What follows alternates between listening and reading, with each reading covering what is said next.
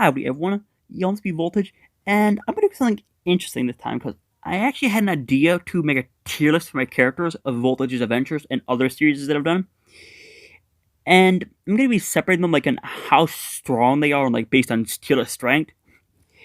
Because some characters have been much more powerful than other characters in the story.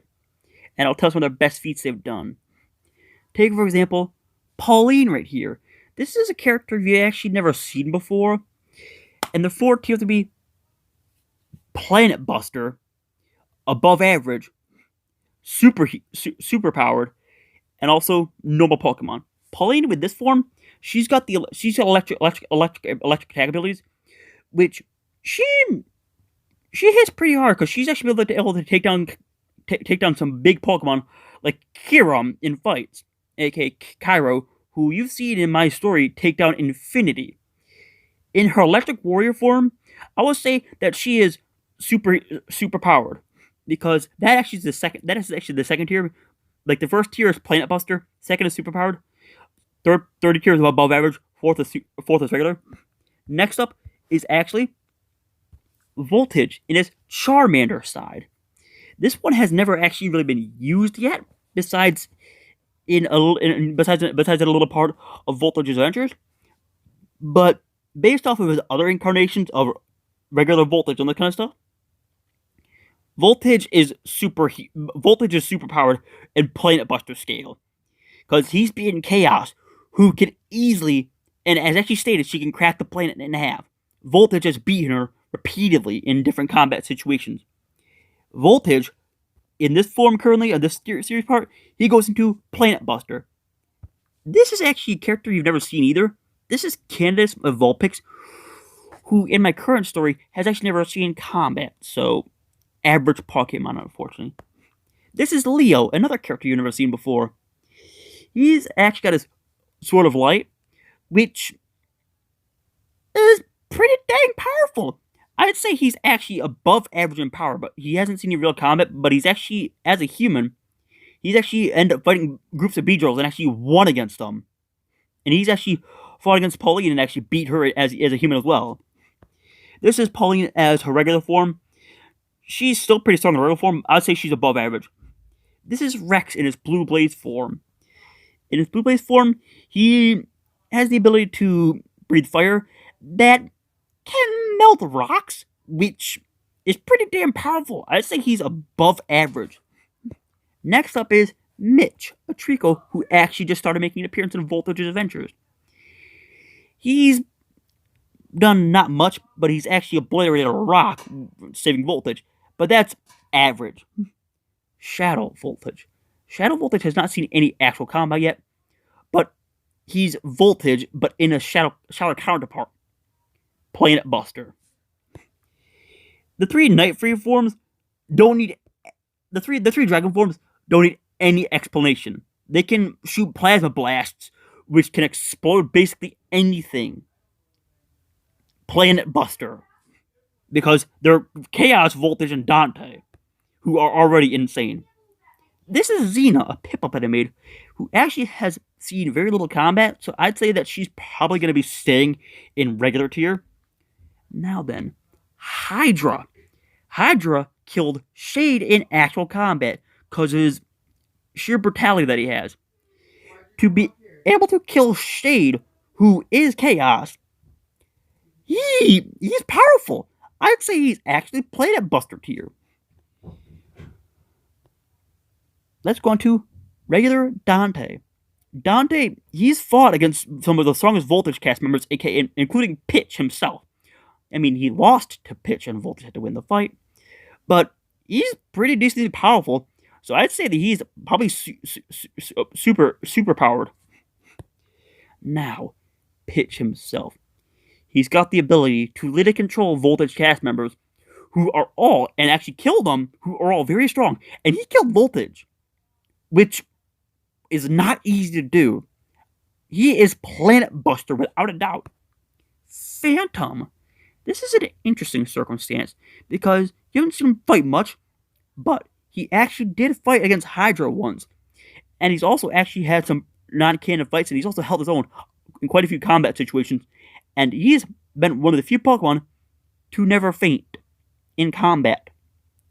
I'd say he's superpowered. He's way above average.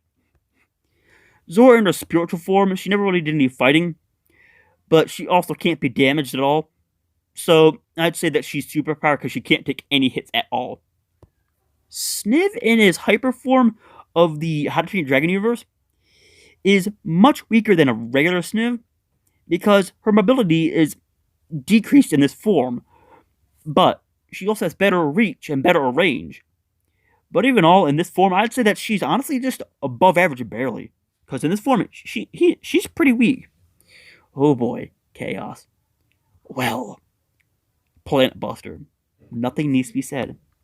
Voltage himself, in the Dragonia one, where he actually gets his axe and also his new upgrades. Well, Planet Buster without a doubt. This one is a more interesting situation because this is Plasma, who, well, he actually ended up losing to Voltage and Chaos repeatedly. I'm gonna put him probably in above average, even though he's not a Pokemon. Now, Spyro. This one you've never seen either because he's never been in a Canon Voltage character yet. But he's fought against some pretty tough foes like Turtwig. He's also ended up beating Pauline Voltage once in an actual fight, actually. But that was not canon, so I'll say that he's probably above average. Now, Phalanx. This one, if he's in his possessed form, then it's instantly Planet Buster because he killed Chaos, and he's also tanked tons and tons and tons of damage from Chaos among all the other Voltage cast members. In his base form, though, I'd say barely above average, honestly. Because in his base form, he's pretty weak. Eve, one of the original cast members, and actually one of the longest ones to stay in the story, but eventually died in the end. I'd say Eve is actually just an average Pokemon with average stats. Original base form Voltage with only Berserk. In his Berserk form, like in the base form, I'd say he's honestly just above average. Because he was not really broken in the beginning. Oh boy. Now, base Sniv. In the beginning, honestly, Sniv was much stronger than Voltage in the beginning of the story. I would say that Sniv was superpowered at the beginning of the story. Sparkage, both incarnations. In the Pikachu form, he's an average Pokemon. In his Pikachu form, I'd also say probably average. Now, Vortex. He's got his ups and downs. He's fought very hard, and he's won some pretty good battles. But he's also had quite a few disappointing losses as well. But I will say, for a main character from the first story to live all the way to the end without ever dying once or having anything really bad happen to him, which is impressive because the worst thing that's happened to him is he ended up getting screwed by Shade and getting a rib broken, which took him out of combat for a while. But he's been a fighter ever since then, and he still fights. I would say that he is honestly above average for being able to fight through all this time and still live. Oh boy. Base form Chaos. Nothing needs to be said. Superhuman. I mean, Planet Buster. This is one of the more controversial picks that I would pick my tier list. Charm.